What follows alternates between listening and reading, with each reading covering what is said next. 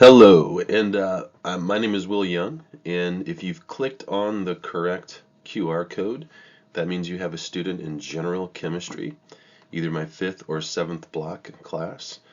And so I was not able to be here tonight. I'm sick this week. I've been out of school all week, and it's also the reason my voice sounds a little funny. But um, I apologize. I'm sorry that I wasn't able to be there while you guys were, but I thought I would give you an idea about myself and about the class. Um, I really enjoy teaching chemistry, general chemistry. I've been teaching it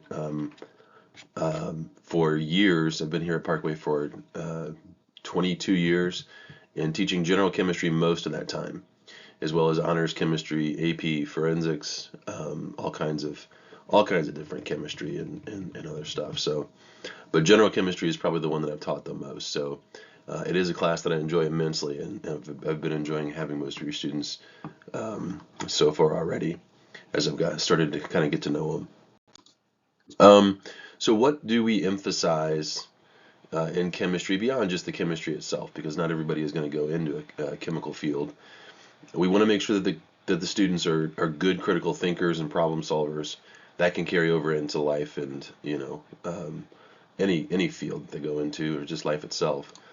We want them to gain confidence if they do have to go on and take a college class in either chemistry or biology, something that requires a little bit of chemistry understanding. We want them to have that confidence. And then the same thing with the lab skills. It's definitely a very lab-based class. So that's something that you don't really learn unless you're in a class where a lot of labs are done, and that'll certainly be the case for our chemistry students this year. Um, Students who are successful in chemistry, I have found over the years, are the ones that see me immediately when they don't understand something. Um, they let me know what specific questions that they have. Um, they're also the ones that tend to do their work, a little bit of it at least, the night that they get it, especially if it's over the weekend, so they don't forget what we talked about in class. Maybe save a little bit of it for the night before it's due, but spreading it out a little bit is always a good idea. That way you have time to realize what questions you have to ask and go in and get them answered. And then, really just the persistent approach of giving all problems their best try before coming in and asking those questions. I love the questions. They're critical to success, but just as critical is that they have really tried the problems first, because once you've kind of butted up against a difficult topic, and then gone to somebody for help, your teacher, whoever, you're able to make connections a little bit better, I think. And so that's what I always ask for from my students. In terms of what chemical concepts we'll be covering, what to expect, right now we're still doing our math and measurement unit, which is just the very beginning stuff so that we can do labs. Then we'll get into atomic structure and electrons and things like that. The periodic table, we'll learn how to read the periodic table and how to predict, bond type and things like that.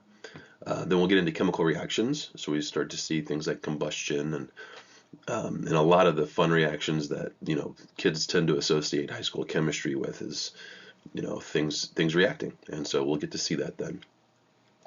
Second semester we'll get into stoichiometry, which is just basically using math to predict the amounts of ingredients required to make a certain amount of product.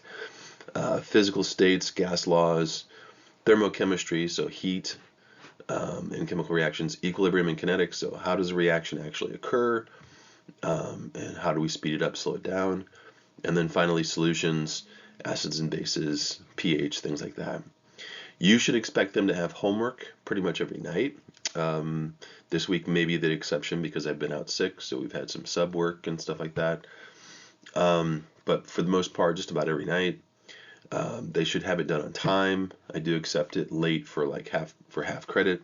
That was in my expectations at the beginning of the year, so they understand that.